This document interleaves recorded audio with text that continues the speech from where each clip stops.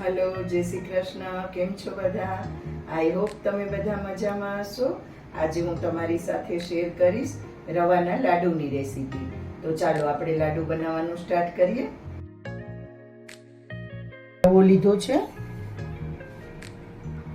पेला मैं 1 कप अने बाकी पाछळथी अर्धो कप एटले 1.5 कप रवो मैं लीधेलो छे। हवे आपणे एनो थोड़ो कलर चेन्ज थाय त्यां सुधी आपणे एने शेकी लईशुं। एकदम वधारे नथी शेकवामां आपणे घी के कंई हमणां अंदर नाखवानुं नथी, फक्त रवो शेकवानो छे। थोड़ो कलर चेन्ज थाय त्यां सुधी, एकदम गोल्डन ब्राउन नथी करवानो आपणे। एटले 2 થી 3 मिनिट ज आपणे रवाने शेकशुं अने सतत चलावता रहेवानुं छे। तमे जोई शको छो रवानो कलर थोड़ो चेन्ज थई गयो छे। तो हवे आपणे गैसनी फ्लेमने बंध करी लईशुं અને રવાને એક બાઉલમાં કાઢી લઈશું। હવે રવાને આપણે બાઉલમાં કાઢી લઈશું અને ઠંડો કરવા માટે રાખી દઈશું। હવે અહીંયા હું 3 કપ હળકું ગરમ દૂધ નાખી રહી છું। દૂધને ચલાવતા ચલાવતા નાખવાનું છે, સાથે મિક્સ કરતા જવાનું છે રવામાં। અને જે કપના માપથી મેં રવો લીધો તો એ જ કપના માપથી મેં દૂધ લીધેલું છે। એટલે મેં 1.5 કપ રવો લીધો તો એટલે 3 કપ દૂધ લીધેલું છે। રવાથી ડબલ દૂધ લેવાનું છે આપણે। હવે બાકીનું દૂધ પણ આપણે એમાં એડ કરી દઈશું।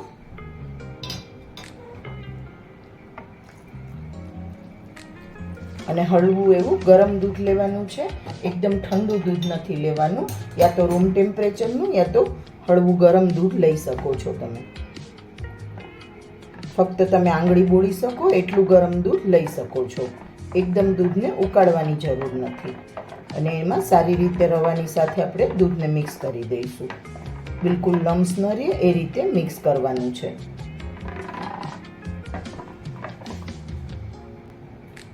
હવે મેં દૂધ અને રવો સારી રીતે મિક્સ કરી દીધો છે। હવે આપણે એને 15 થી 20 મિનિટ માટે રેસ્ટ કરવા માટે સાઈડમાં રાખી દઈશું। ત્યાં સુધીમાં આપણે બીજી લાડુ માટેની બીજી તૈયારી કરી લઈશું।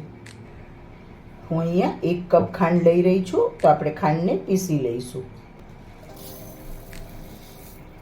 ખાંડનો આપણે પાવડર બનાવી લઈશું। હવે આપણે રવો શેકેલો એ જ કઢાઈ મેં ફરીથી લઈ લીધેલી છે અને 1 કપ અહીંયા મેં નાળિયેર લીધેલું છે।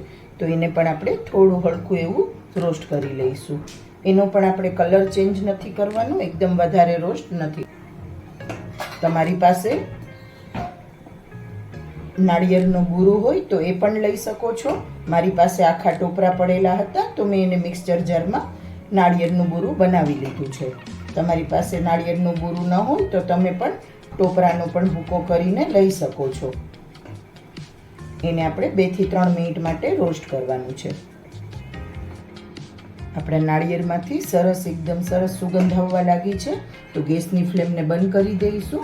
બસ આનો આપણે કલર ચેન્જ નથી કર્યો, ફક્ત 2 થી 3 મિનિટ રોસ્ટ કરેલું છે। હવે આપણે એને એક પ્લેટમાં કાઢી લઈશું। રાખેલું હતો એ સરસ રીતે પલળી ગયો છે, તો હવે આપણે એને કઢાઈમાં લઈ લઈશું। રવાને આપણે કઢાઈમાં લઈ લઈશું અને મીડિયમ ફ્લેમ પર ગેસ રાખી દઈશું।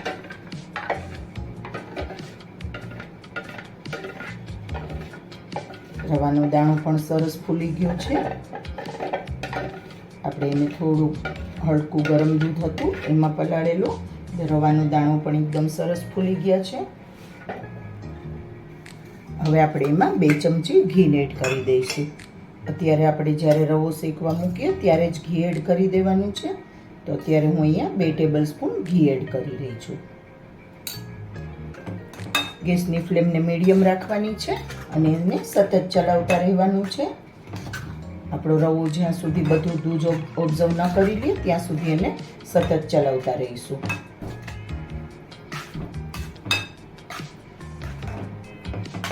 તમે જોઈ શકો છો ધીમે ધીમે આપણું દૂધ રવો ઓબ્ઝર્વ કરવા લાગ્યું છે। તો એ રીતે આપણે એને સતત ચલાવતા રહેવાનું છે અને એકદમ સારી રીતે શેકી લઈશું।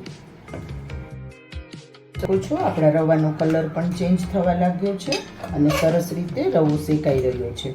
હજુ આપણે એને 3 થી 4 મિનિટ સુધી શેકવાનો છે। એકદમ દૂધ ઓબ્ઝર્વ થઈ જાય ત્યાં સુધી એને શેકવાનું છે. હવે થોડો કઠણ થઈ ગયો છે એટલા માટે એને સારી રીતે ચલાવતા રહેવાનું છે, નહીતર નીચે દાજી જશે.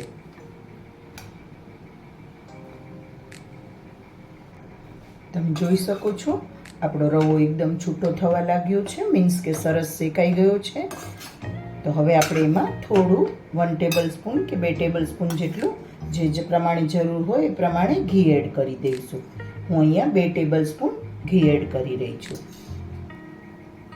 હજુ આપણે એકદમ રવો છૂટો થઈ જાય ત્યાં સુધી એને સારી રીતે શેકવાનો છે અને ગેસની ફ્લેમને મીડિયમ જ રાખવાની છે, મીડિયમ ટુ સ્લો રાખવાની છે, ફાસ્ટ ગેસ પર નથી શેકવાનો.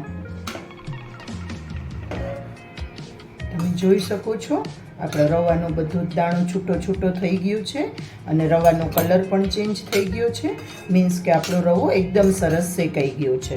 તો હવે અહીંયા આપણે એમાં ડ્રાયફ્રૂટ એડ કરી દઈશું. મેં અહીંયા બદામ કટ કરીને લીધેલી છે એ એડ કરી દઈશું અને થોડી કિસમિસ લીધેલી છે. તમને પસંદ હોય એ ડ્રાયફ્રૂટ તમે લઈ શકો છો. અત્યારે બધો રવો ગરમ છે એટલે ડ્રાયફ્રૂટ પણ આપણા એની સાથે જ રોસ્ટ સરસ થઈ જશે, એટલે આમાં જ આપણે એડ કરી દેવાના, અલગથી રોસ્ટ કરવાની જરૂર નહીં પડે. અને હવે આપણે રવાનો દાણો એકદમ સરસ છૂટો થઈ ગયો છે, મીન્સ રવો સરસ શેકાઈ ગયો છે. તો હવે આપણે એને એક પ્લેટમાં કાઢી લઈશું. તો રવાના મિશ્રણને મેં એક પ્લેટમાં કાઢી લીધું છે. હવે આપણે એને 10 મિનિટ માટે ઠંડુ થવા દઈશું.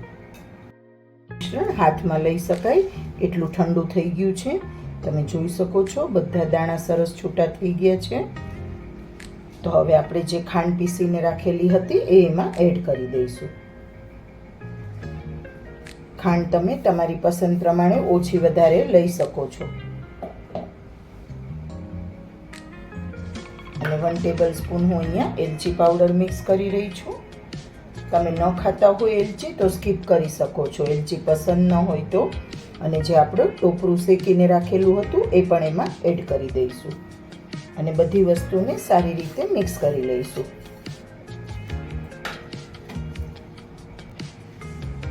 તમે રવાના લાડુ આ રીતે ટોપરું નાખીને બનાવશો તો ખૂબ જ સરસ બનશે.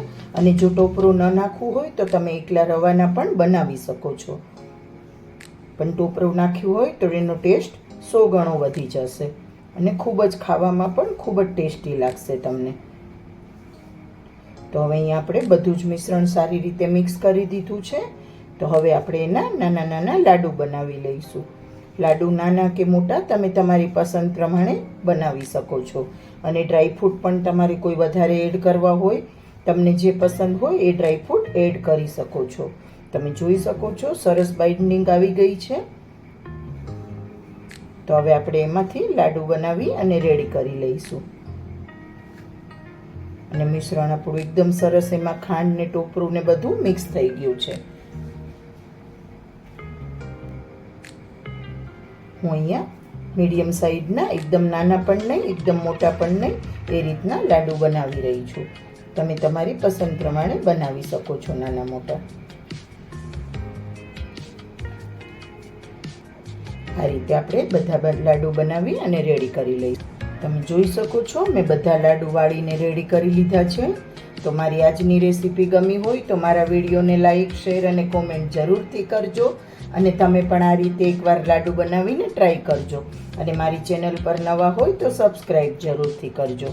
હું તમને લાડુ તોડીને પણ બતાવું. તમે જોઈ શકો છો કેટલા સરસ બનેલા છે, જોતાં જ મોઢામાં પાણી આવી જાય એટલા સરસ બનેલા છે. Thank you friends.